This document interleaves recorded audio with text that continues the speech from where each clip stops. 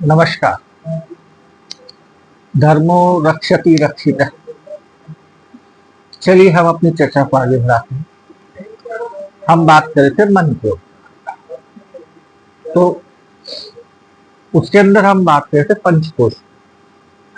पंचकोश 5 जो कोश होते हैं, जब हम अपने अंदर भीतर उतरते हैं तो ये 5 स्तर होते हैं, उन्हें पंचकोश कहा जाता है। सबसे पहले अन्नमय कोश यानी हमारा शरीर, फिर प्राणमय कोश, फिर मनोमय कोश, विज्ञानमय कोश और आनंदमय कोश। तो हम क्षमा करें, तो हम अन्नमय कोश की बात कर रहे थे। अन्नमय कोश यानी हमारा शरीर। इस शरीर की हम बात कर रहे थे। शरीर अन्नमय कोश इसलिए कहा जाता है, हमने पिछली वीडियो के अंदर इसकी चर्चा की है कि अन्नमय कोश इसलिए कहा जाता है क्योंकि इसका निर्माण अन्न से होता है और इसके अंदर जो कुछ भी क्रियाएं होती है वो अन्न से होती है, इसलिए अन्न अत्यंत आवश्यक है इस शरीर के। चलिए हम आगे बढ़ते हैं। और अन्नमय कोश के बाद में आता है प्राणमय। प्राणमय कोश एक ऊर्जा का कोश होता है। ऊर्जा यानी हमारे शरीर को जो ऊर्जा और एनर्जी मिलती है वो मिलती है सांस से, श्वास। प्राणमय कोश प्राणवायु से, प्राण ऊर्जा से। तो इसलिए दूसरा जो स्तर है वो होता है प्राण। अब इसको हम ऐसे भी समझ सकते हैं। आजकल आप समझते हैं कि योग के बारे में हर कोई जानता है। कम से कम योग के अंदर आसन और प्राणायाम के बारे में तो, क्योंकि इसके आगे योग ना तो इसके पहले का अष्टांग योग की बात है। तो अष्टांग योग के अंदर जो 8 भाग होते हैं योग के, उसमें से पहला और दूसरा तो सब गायब कर देते हैं और तीसरे चौथे की बात करते हैं, यानी आसन और प्राणायाम। तो आसन के बाद में यानी शरीर, शरीर के बाद में सीधा काय पे आते हैं हम सांस के ऊपर। तो मैंने ये एग्जाम्पल दिया है, इससे पता चलता है कि शरीर के बाद में जो दूसरा स्तर है सबसे महत्वपूर्ण जो है प्राणवायु का है। तो प्राणमय कोश इसे कहा जाता है, इसलिए इसे प्राणमय कोश है। अब चूंकि वायु की बात आई है, शरीर के अंदर हम बाहर से श्वास लेते हैं, हम वायु अंदर लेते हैं और वो केमिकल लोचा सबको पता है कि हाइड्रोजन, ऑक्सीजन और क्या हमारे लिए जरूरी है, ये सब जानते हैं।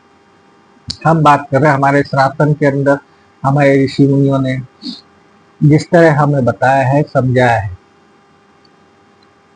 तो हम उसको समझने की कोशिश कर रहे हैं सबसे आसान भाषा के अंदर, आसान तरीके से।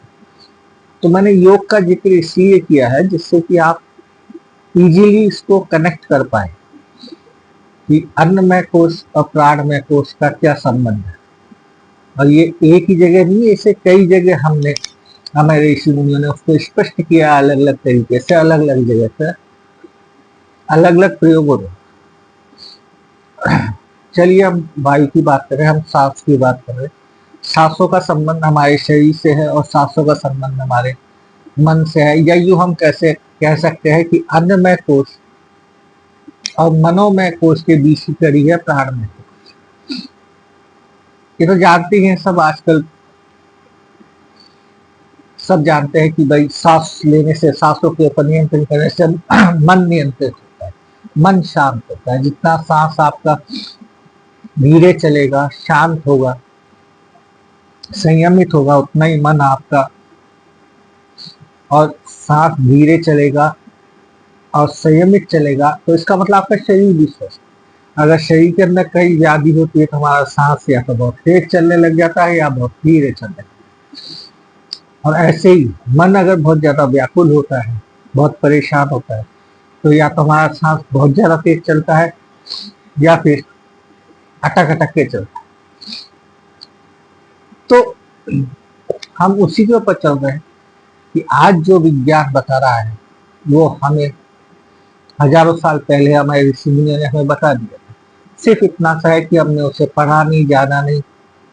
अगर उसको पढ़ लेते, जान लेते, तो आज यकीन मानिए कि हमें बहुत सारी चीजों की जरूरत ही नहीं पड़ती। खास तौर से ये जो शरीर और व्याधियां और जो रोग है, चुटकियों के, मतलब चलिए, अब हम इसके साथ में एक चीज और हम लेके चल रहे थे, जैसे प्राण में कोश है, वैसे अन्न में प्राण में कोश जो है, जैसे अन्न में कोश है, उसके अंदर अन्न की महत्ता है।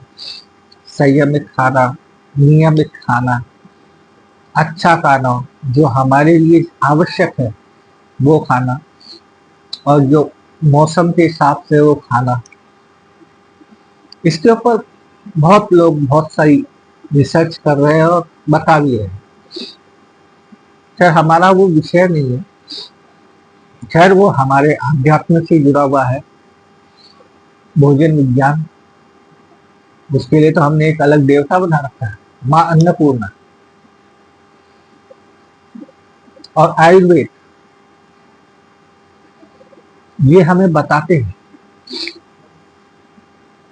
कि हमें क्या खाना चाहिए, जो हमारे शरीर के लिए आवश्यक है। उसी तरह जो प्राणमय कोश है, जो श्वास है, जो वायु है, जिससे हमें ऊर्जा मिलती है, शरीर को ऊर्जा मिलती है, इसको भी बड़ी गहराई से रिसर्च किया है हमारे ऋषि ने, और हमें पंचवायु का एक कॉन्सेप्ट दिया है। क्षमा की, पंचवायु जो शारीरिक क्रियाओं को करने में सहायक होती है। शरीर के अंदर जो भी क्रिया होती है उसके लिए 5 वायु के द्वारा ही संपादित होती है। जो मूवमेंट होता है वो मूवमेंट इन वायु से होता है शरीर के अंदर। अब वो पंच वायु कौन कौन सी है, मैं आपका मोटा मोटी ब्रीफ दे रहा हूँ, इससे ज्यादा अपन डिटेल में नहीं जा रहे। जब हम पर्टिकुलर सब्जेक्ट्स को पढ़ेंगे, समझने की कोशिश करेंगे, चर्चा करेंगे, तब हम उसके ऊपर विस्तार से विचार विमर्श करने का प्रयास करेंगे। अभी हम बड़ा मोटा मोटी इसको समझ रहे हैं। अब पंचवायु कौन कौन सी, सबसे पहले है प्राण वायु, उसके बाद में अपान, समान वायु, उदान वायु और ज्ञान वायु। ये पंचवायु शरीर की विभिन्न क्रियाओं को संपन्न करने के लिए अत्यंत आवश्यक। तो प्राण वायु भी उसका एक भाग है। प्राण वायु, अपान वायु, समान वायु, उदान वायु और ज्ञान वायु। सोचिए हमारे ऋषियों ने कितना रिसर्च करके हमारे लिए तैयार रखा हुआ है, लेकिन हमने उसे इग्नोर कर दिया। हम उसको तब जाते ही नहीं है, पढ़ते ही नहीं है, जानते ही नहीं कि कितना गहरा विज्ञान हमारे ऋषि मुनियों ने हमें दिया है, और हम उसको भूल चुके। बस यही एक उद्देश्य था कि मैं ये वीडियो बना रहा हूँ कि आसान भाषा के अंदर जो हमारे सनातन के अंदर है, जो ज्ञान और विज्ञान है, उसे सामने लाएं, समझे, समझाएं और उसका लाभ उठाएं। चलिए, अन्नमय कोश के बाद में हम बात कर रहे हैं प्राणमय कोश की, यानी कि वायु, यानी कि श्वास, जो अत्यंत ही आवश्यक है। अन्न के बाद में दूसरी चीज जो आवश्यक है वो है श्वास। अन्न के अंदर अन्न और जल दोनों है, सम्मिलित होके चल रहे हैं। जैसे हम मन की बात करें तो मन, बुद्धि, चित्त, अहंकार सबको साथ लेके चल रहे हैं। चलिए, समय हो रहा है। छोटी छोटी वीडियो ठीक रहती है, आदमी देख लेता। बड़ी बना दो तो फिर आलस करता, और इतनी बड़ी वीडियो। चलिए, इस चर्चा को हम आगे बढ़ाएंगे अगली वीडियो के अंदर। तो अभी तक हमने जो बात की मन मन के अंदर हम बात कर रहे हैं कि अन्नमय कोश की हमने बात की, हमारे शरीर की। उसके बाद में प्राणमय कोश की हम बात कर रहे हैं, हमारे सांसों की।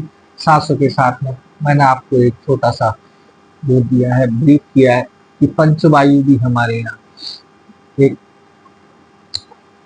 हमारे ऋषि मुनि ने सोच कर बताया कि शरीर के अंदर वायु का कितना महत्व है, इन सांसों का कितना महत्व। चलिए, हम वीडियो को समाप्त करने से पहले उत्कृष्ट भारत है, उठिए, जागिए, अपने सनातन को समझिए, जानिए और उसके न छुपे ज्ञान और विज्ञान को समझिए। अपने जीवन को सहज, सरल और ऊर्जावान और प्रगतिशील बनाइए। राम राम।